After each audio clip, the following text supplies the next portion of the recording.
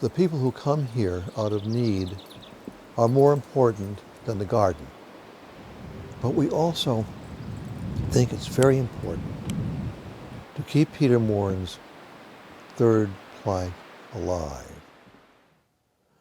His idea that modern society is too much focused on the city, and that we forget the culture of the land, the culture of the people of the land.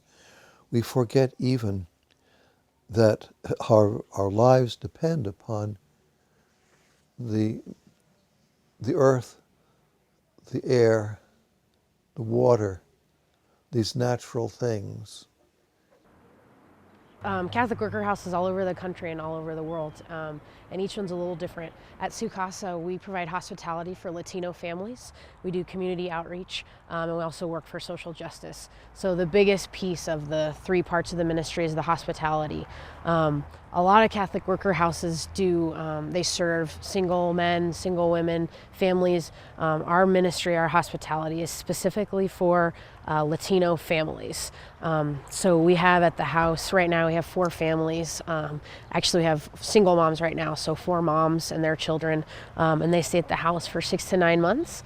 And while they're at the house, we provide basic things like food, shelter, hygiene supplies, medicine, very basic things, sort of anything that they need to work on to have a stable living environment when they move on. We are feeding people, and we are trying to make change, but instead of trying to change these people, we're turning around and we're going to the corporate structures. Interest and war were the 2 great problems of the day. 2 of the greatest problems of the day. And when the church puts this money out, money lending at interest, and gets itself involved with war industries, and what isn't involved? Anybody who owns any kind of investments, if you put your money in the bank puts it out. If you put it in mutual funds, they put it out. So that in a way we're all guilty, every single one of us. And that's why I say that when we're dealing with these issues, and writing about this, we're not writing about this from any height of virtue. It's just something that we as an American people are involved in. Most Americans do not realize the total military involvement of the United States all over the world. Most Americans think that we're in Iraq, we're in Afghanistan, maybe we have something to do with Israel, and maybe we're doing something in Colombia because there's this war on drugs, which really isn't a war on drugs. But other than that, most Americans have no idea that we're involved in countless other countries and messing with their politics and messing with their militaries, training many of their militaries here. Americans are just clueless.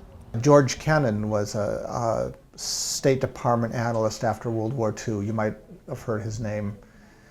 He later became a big advocate for nuclear disarmament.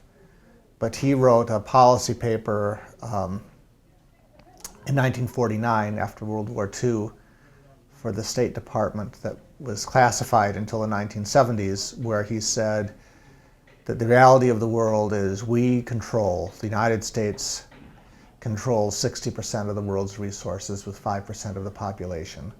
And he said we must find a way to maintain that disparity without compromising our security.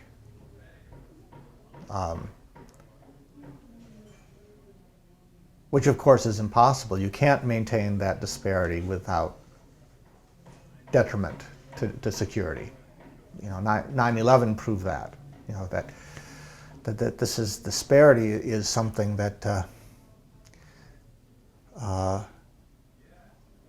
it's the cause of war, and it necessitates war.